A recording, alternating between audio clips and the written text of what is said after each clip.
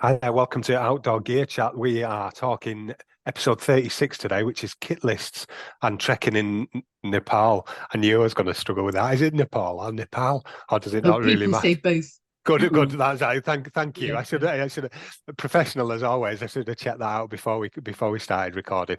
We need to work on our childish descriptions as well, though, Cathy. I've noticed the last one and this one are fairly standard. Sorry. Anyway, I'm joined as always by Cathy. Hiya. Hi Wayne, I'm Cathy Casey and I'm the director and co-owner of the Climber Shop in Ambleside and the Joe Brown shops in Llanberis and Capel Curig in Snowdonia. And we have some fantastic experts with us joining us today from the charity Community Action Nepal. Now, we as a business have a really close link with Community Action Nepal, which was originally set up by the mountaineer Doug Scott. So our rent from our Ambleside shop goes to a trust, a charitable trust, and a portion of that goes to Community Action Nepal on an annual basis. So it's a charity that's very close to our hearts. And alongside Community Action Nepal, there's also Community Action Treks, which is a company that arranges treks to a number of different areas of Nepal and have a huge experience in working with their ground team in Nepal. So I'd like to welcome Nicola Terry, who is the fundraising director of Community Action Nepal, and Denise Prior from Community Action Treks. Welcome. This is something that fascinates me, the subject that we're going to be talking about today, and something that would be on my bucket list, or is on my bucket list, but we'll come to Yes, that it in a should moment. be. It should be. Yeah, for a number of reasons, but I'll hang on to the answer to that until the end if that's all right.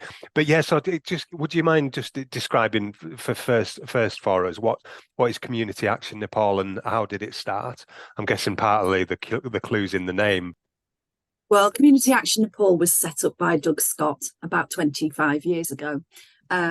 He'd done many expeditions to Nepal and spent time with Sherpas and porters and realised that they needed support, as did their communities. So he spent time talking to the communities, finding out what they needed, which was healthcare, being in remote areas. There were no health posts out there, education for the children. So that was why Community Action Nepal was set up as a charitable organisation. We work in remote mountain communities in Nepal and have done for the last 25 years, working in health, education, agriculture, safe water. We've worked in many areas of Nepal. And dead briefly, because I'm conscious that some of our listeners won't know who Doug Scott is. Doug Scott was the first Briton to summit Mount Everest by the southwest face in 1975. Awesome, and that gives that link and had that continued link from that point on, I guess. Really, and then what's the link between the Community Action Nepal and then the Community Action Treks? Doug set it up a little earlier than Community Action Nepal, and it was to help provide good work for Nepalese porters and guides, and well paid and ethically run.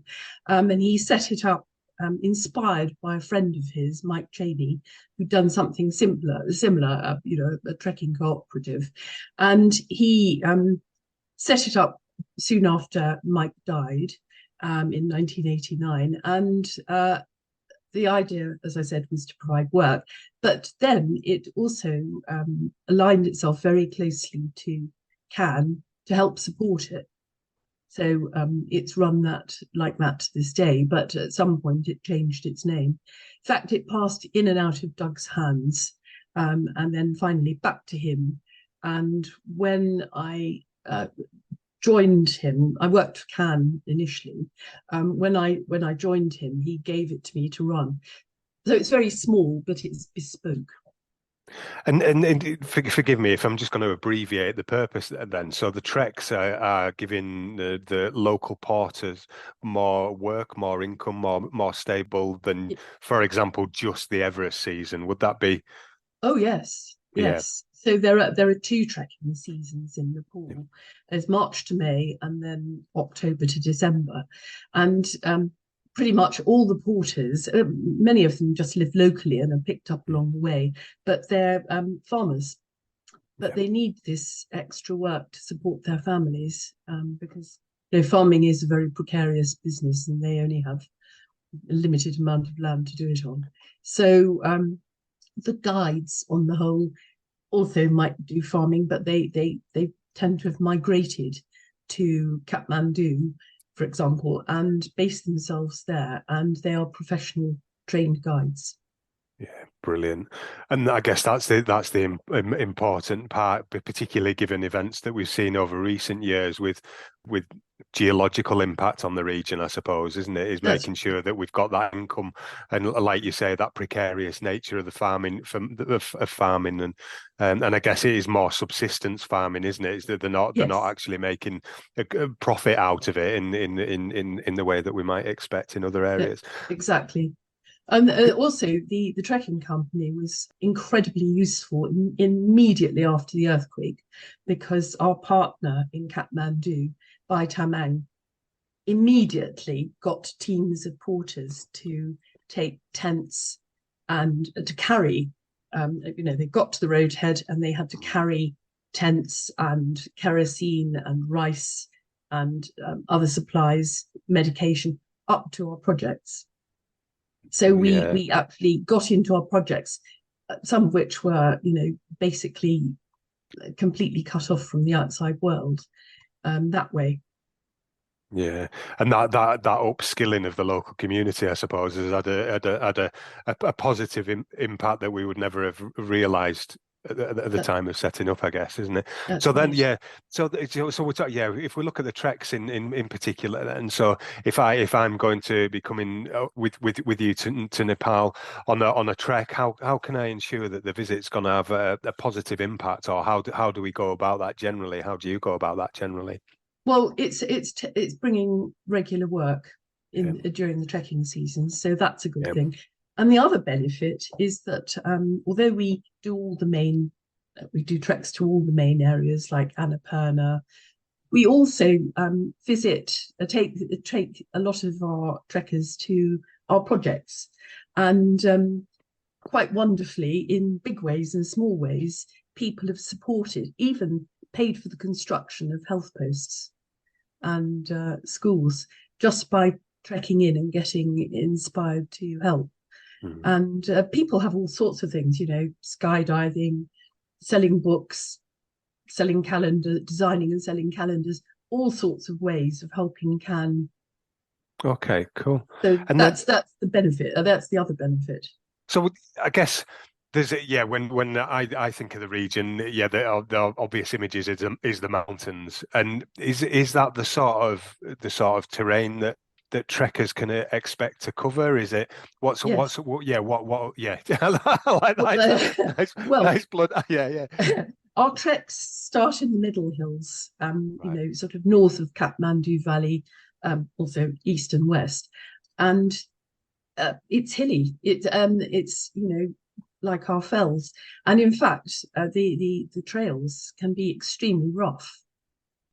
There are areas, and they go up and down as people trek up towards the mountains, and they can be paved, or they can just be dirt, or they can have great muddy puddles or snow, depending on how high you go.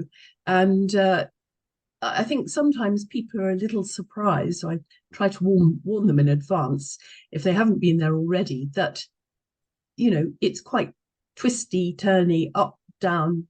You need to take trekking poles, even if you're a very accomplished walker, particularly for the downhills, to protect your knees.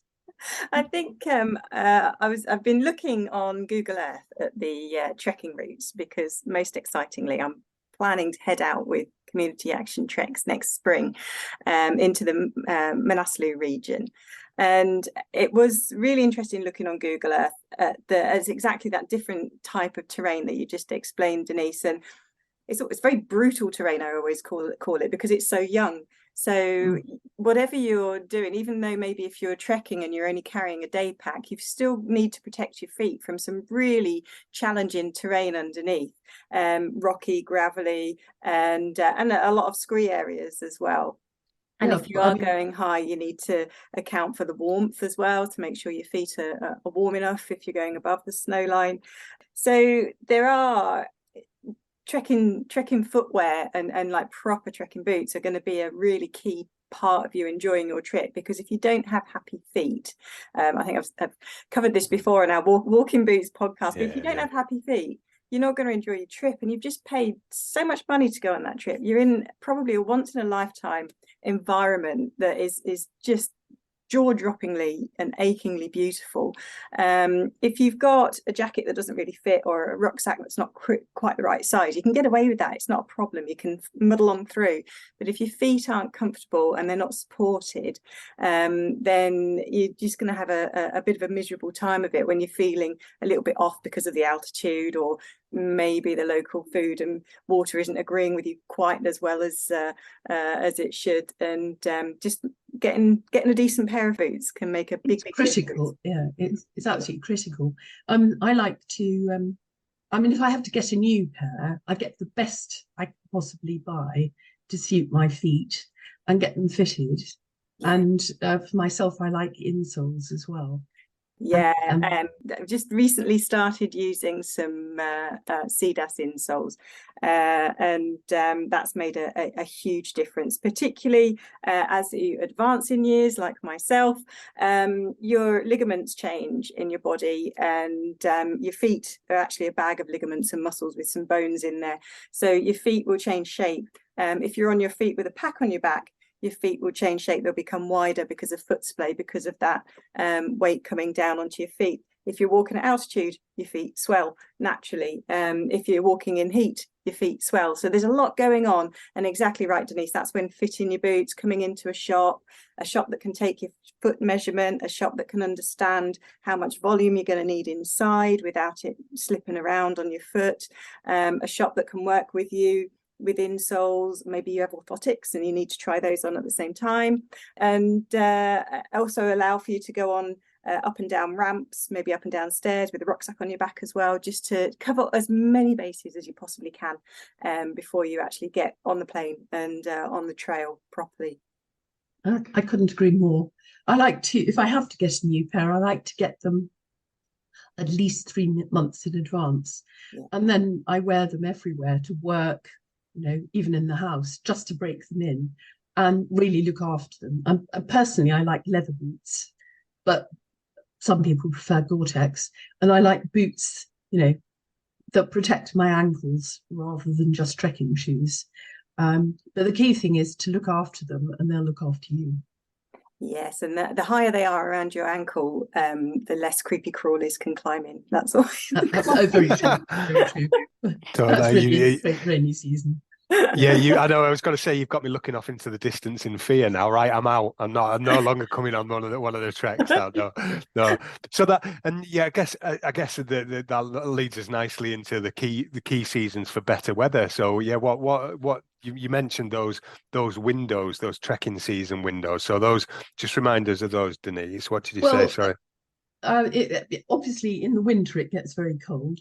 But the sort of reliable trekking windows are between, say, mid-March or to late May, and then the monsoons start kicking in, and then it gets very, very wet, and the visibility isn't so great either. So that's the spring season, and then the autumn season is really October through to December. And the later you go, it gets very cold at night in particular.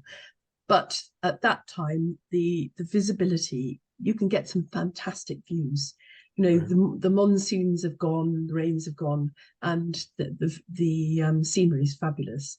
You can trek in September, but monsoon is now pushing into right through September, so it can be a bit unreliable.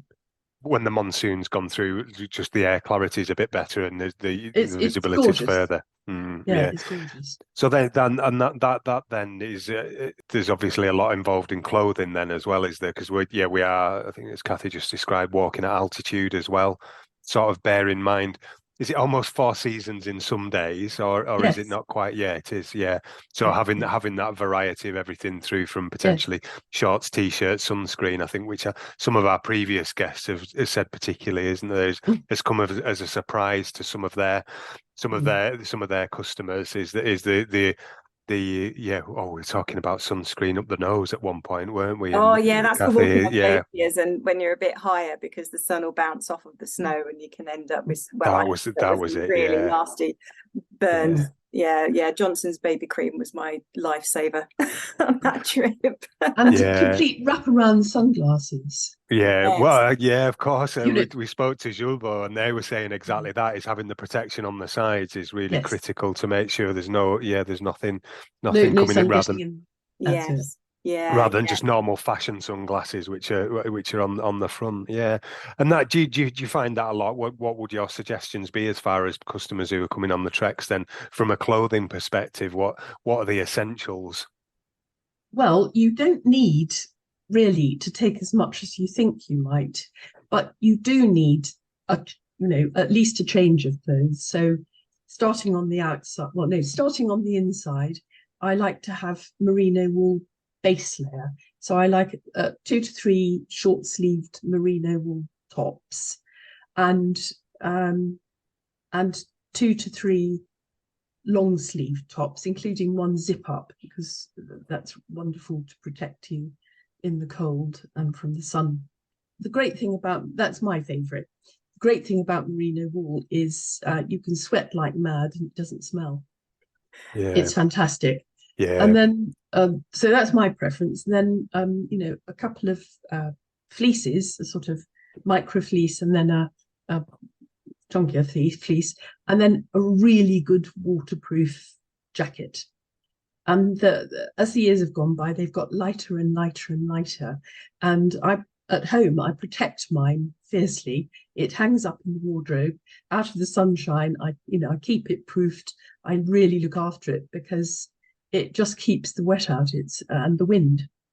And then a couple of pairs of trekking trousers and a pair of waterproof over trousers. If you're going higher, you need a down jacket. And personally, I get a bit sort of soft. Perhaps as I'm getting older, I don't know, but I like a down jacket, even quite low down at night and then first thing in the morning. And I use it as a pillow with a pillowcase over the top. And that's what I use for a pillow. So you don't necessarily take it in your day sack unless you're very, very high. And socks. So merino wool socks, at least 3 pairs, including a thick pair.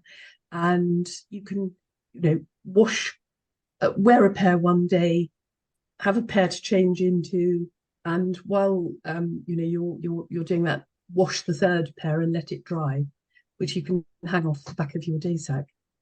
It's a top tip that. Yeah, no, my sister did the Camino de Santiago and on it. Yeah. As I have done in recent years as well. But having one bunch of clothes that you wear and one bunch that's washed on and drying from the night before, that's just dangling off the back of your pack is sort of a great idea. And like you said, that merino's brilliant for the non-stink effect, isn't it? It's like it is. I'm a massive fan of it for that reason. Most of my merino stuff has got massive holes in now, but I refuse to give it up. And you can use it, use it at home. Yeah. It's wonderful for trekking. So none of this is wasted. Trekking trousers can be used for walking in Britain, of course. Likewise, well, pretty much all the kit actually. Yeah. And obviously a good hat and buff or the equivalent. Fleecy ones are also very good for the colder weather. And what have I forgotten? I mentioned the poles. Yeah. And fleecy gloves. If you're going higher, if you're doing the high pass, you would also need gaiters and possibly snow boots, but boots that will take crampons if you're crossing a high snowy pass. I think that's Yeah. a key question for people to ask, isn't it, when they're booking their trips? Because a lot of folks Yes. come into the shop and they're like, oh yeah, I'm going trekking, I need a pair of boots. And we're like, okay, brilliant, perfect. Are you going to need them to cope with crampon? And you can just see the big question mark. And but it does make a big difference. And again, it's another thing we've talked in our podcast with mountain boots as to why you do need a different type of boot and a much stiffer boot to cope with putting a crampon on your foot, which for a lot of people seems, oh, you know, I don't want a stiff boot, but actually it's a lot safer as a result. And once you're in them, you get used to it. You just learn to walk slightly differently. But there's lots of questions and kit list.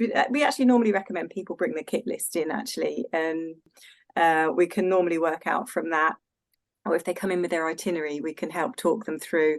And in some cases, it might be we can suggest a boot they hadn't thought of that might do a couple of jobs really well for what they need for that trip, and also work for them for when they're out and about in the hills at home, you know. So it doesn't necessarily mean you need to buy all new kit because you're going on a new trip. Far from it.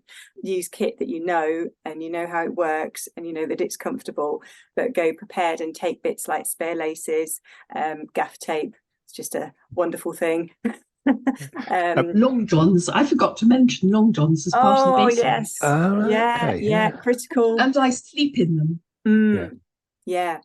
And actually, just going back to that base layer as well, that just reminded me that whether it's merino, whether it's synthetic, you can check to see if a base layer has got a UPF rating that will protect you from the sun, because it's very easy to get burnt without realizing, even if you've got a long sleeve top on. And I know one of my merino tops at home, I've worn it so much you can actually see through it now. It's because they're a short fiber. They aren't as durable as a synthetic textile, so they do wear out more quickly, but they are infinitely more sociable. So if you're sharing a tent, it's your tent mate is going to love you if you've got merino. As opposed to some other brands beginning with H, which get a bit stinky after a while. The traditional Helly Hansen. Yeah, exactly. Denise, I know you've got over sort of 20 years of experience trekking in Nepal, and 9 of those working just with community action treks. But I'm sure in your experience you've come across Helly Hansen base layers. Oh yes, I started out with that actually. I'm sure they've improved a lot, but just trekking with other people who had merino wool just turned me onto it immediately. Yeah, yes, it's fantastic, and it's actually great to hear, Denise, you talking about loads of stuff that we've covered in previous podcasts. He says quite smugly, like talking about waterproofs and the benefit of those, and base layers, and so on. There's definite themes that are coming through the podcast that we're doing with other people, as well as the stuff that we've talked about from a technical perspective, Cathy, isn't there? So we mentioned a couple of times about a day sack, and that always intrigues me. So what do we mean by a day sack? Well, it's a sack. I mean, you don't need to carry very much in it, but you carry it on yourself. I like one with a sort of net behind it so that air can pass, particularly lower down where it's hot. And you can carry, your change of clothes that you might need for that day, like an extra fleece or and your gloves and hat if you need a sun hat as well, by the way, lower down. And you can take your camera or your phone, and you need to carry 2 litres of water with you every day. And I like to use stout Nalgene bottles, so you can pour boiling water into them, use them as hot water bottles at night, and then drink during the day. So you need to drink 2 litres of water. So carrying those as well, you might want your map, your suntan cream, and snacks, that sort of thing. Yeah. So it sounds like a dumb question, really, but it is a pack that you're going to be carrying throughout the day, as opposed to, which brings them on to my next question, everything else. And that, I suppose, back to the beginning of the conversation, that's what we're looking for the porters to carry, is our everything else that we need for the entirety of the trek. Would that be right? That's right. We set a limit of 15 kilograms per person, right, for the porters to carry, and they'll normally carry they'll carry the luggage of two. And we found in years and years ago, people took out sort of blue chemical barrels because they were completely waterproof. But it was quite tough for porters, not so much for yaks and mules and so forth, but certainly for the porters to carry them. So we now use waterproof holdalls. And in fact, we now supply our clients with a waterproof holdall unless they have their own, in preference to a rucksack. Right, okay. And that's I guess that hold, or you're not going to be carrying that. You're only going to see that at the beginning and the end of the day, for argument's sake. Exactly. Pack your sleeping bag into it and your down jacket, both of which, by the way, you can hire in Nepal, or from us or from other operators. And if you don't happen to have one, and you pack those away with your toiletries and your spare clothes, and they take them first thing after breakfast and set off ahead of you. But waterproof holdalls are the best. And I suppose this is all part of, sorry, Wayne, of trekking responsibly, isn't it? And having that positive economical impact on where you're traveling, so that wage that you're paying that porter is going directly back to is it a fair wage, which it will be. Yes. If you go with Community Action Treks, you can be reassured of that, and that is going directly back to the families and the communities in that particular region that you're visiting. That's right. So and there's, I remember my early sort of treks in India, going and like, oh no, I'll carry everything. I feel really weird, paying somebody to carry my rucksack for me. And it wasn't until I sort of started talking through with friends as I met over the years and reasoning it through, and they're like, no, that's somebody's wage. If you don't employ them, they're potentially, that's their income for the week, for the month, and whether they're a porter carrying your goods directly, whether they're a muleteer or a yak herder, however you have your goods carried, your money is going directly into the economy there and directly benefiting local people. That's right. Another thing is actually giving your porter and your guide a tip at the end. So we've got a sort of suggested rate of 50 quid for, say, a week, and £70 per person for 2 weeks, and you give it to them in Nepalese rupees. Well, I suppose anything's accepted, really, but and that's terribly important. And it's not being patronising; it's actually for them a sign of respect for the care they've given you. So it's not because they're not being properly paid. It's just an affirmation of how well they've looked after you. Oh, that's really good to know. Really good to know, because I've always sort of worried at the end of previous treks with friends in different countries, and it's like, what's the etiquette of the country? And it's always different, and it's very easy to sort of project your own kind of reasoning on things, but it's always important to remember you're in another culture. The language, the spoken language is different, but there's also a huge unspoken language going on that you perhaps just not party to because you can't understand the spoken language. And things like tipping are incredibly cultural, even between us and America, and we speak the same language and we don't always quite understand it either way. So it's really good to know that. Thank you, Denise. Just want to go on to a bit of this about sustainability, I guess, and environmental impact about the sort of treks, really, and that how can we be mindful of more mindful of about our impact upon landscape and the country that we're in as well.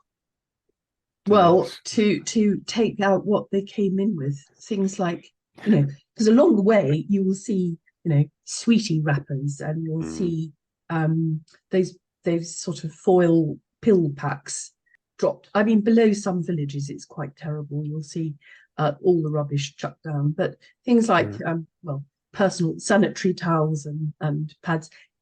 Get Ziploc bags and take your rubbish out with you. I've got lots of hair, and I pull out the hair from my hairbrush and I stick that in as well. And you take loo paper in, but that will break down easily.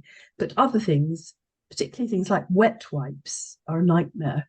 And as I said, sweetie wrappers and any packaging, I take it right out. Yeah, well, I guess that's it, isn't it? The infrastructure isn't there in anywhere near the same way as we would expect in a larger, I guess, a larger community and country would possibly have, like sewage systems, waste disposal, and so on. Yeah, it's not the same way. So yeah, if you take it in, take it out, basically, is the principle. It's very well organised on the Everest base camp trail. And there's an American there who I mean, you can literally collect bags in Namche Bazaar and carry them out with you to Kathmandu at least, ready to go. So it just takes it out of the whole area, and as a result, it's beautifully clean and tidy in a way that some other trails need to pay attention to this and follow suit. Yeah. Well, or perhaps the Lake District, looking at, or Snowdonia, looking at our national parks. That's it. Yeah, it's important we're getting that message home, no matter where we are at the moment, I guess, isn't it? I guess the big important bit is, so we are talking about trekkers, obviously, but how can people donate? How can we get further contributions to yourselves as charitable organisations? Well, for us, it's easy. If you go to our website, there's a support us page, and there's a number of different ways in which you can donate, either directly to our bank account or through CAF Bank.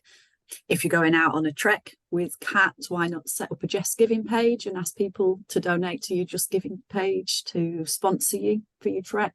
So there's a number of ways, but going to the website and donating through the website is the best option. So we also have available in the Ambleside shop prayer flags and cards, and every penny of those sold go directly back to CAN. And we have some amazing frame signed photos. So photos taken by Doug, signed by all manner of people, himself, Chris Bonington, Joe Brown, Reinhold Messner, some huge names, and those are on permanent display and available to buy actually in the shop. We can't post those out.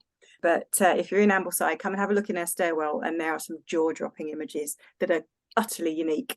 And just thinking about some of the people that might be listening, Denise and Nicola, what sort of duration are the treks that are on offer? How many in days, I suppose, rather than necessarily distance? How long can people come on treks with you for? Well, just over a week, say 8 days would be about the shortest. But that will be quite low, and the longer ones can be several weeks long. And I mean, it all depends on the altitude you need to gain and the distance you need to cover and the time you need to spend acclimatizing on the way, a day here or there to stay at one altitude and just let your body get used to it. And the great thing to do on one of those days is to sort of use it to climb up a bit higher and then go back and sleep at a lower altitude. And that works really well. I mean, we do bespoke treks. So we can use standard trekking routes and then maybe add in something that somebody wants to do. They want to do a side trip, or they want to spend a few days somewhere, or and we'll work it out and do it in the safest way possible. So we wouldn't recommend anyone just sort of say rushing around the Manaslu circuit or something. We have to ensure they're going to be safe. Yeah, it's got to be managed carefully, and I guess all of that was came into the question for me was having spoken to people previously, and that acclimatization piece is there's no point rushing it because you just make yourself ill. For example, and then you'll just end up getting rushed straight back down again. I think that's it for today. I can't think of any more questions for me. I know Cathy's looking excitedly as time has gone by, as we've spoken to you both about her trip out there. So that's it from us today, isn't it? That's episode 36. Yeah, Oh, that's brilliant. I am beside myself, actually. It's a long time since I've trekked, and I haven't ever been to Nepal before. I've trekked a lot in India, but I've just years of having read about the country, and I'm beyond psyched. It's so beautiful. It's so beautiful. And Yeah. you can do other things as well. You can take extra little trips to go down to the Terai, to, there are national parks, and see tigers and rhino, or go white water rafting, or set off early in the morning and do a plane trip round Everest. I've never yet seen a tiger, and I have tried every single year that I really? have been to Nepal. Wow. It's my dream to see one, and I've tried everything and I still haven't seen one. There's lots of them down there, though. Apparently they do really They well may in have conservation. seen you. Yes, Yeah, possibly. That's probably it. Yeah. Are you wearing merino, Nicola? Yeah, that might be. Yeah, make sure you're wearing merino. I wasn't. They stayed away. Brilliant. Oh, thank you very much, Nicola. Thank you. It was really good fun. Oh, Yeah. super. Yeah. Thank you, Denise. It's been lovely to talk with you. And we're very, very proud of our link with Community Action Nepal and our continued relationship with the charity. If you would like to learn more about Community Action Nepal, what's the best website address, Nicola? It's www.cannepal.org.uk. Fantastic.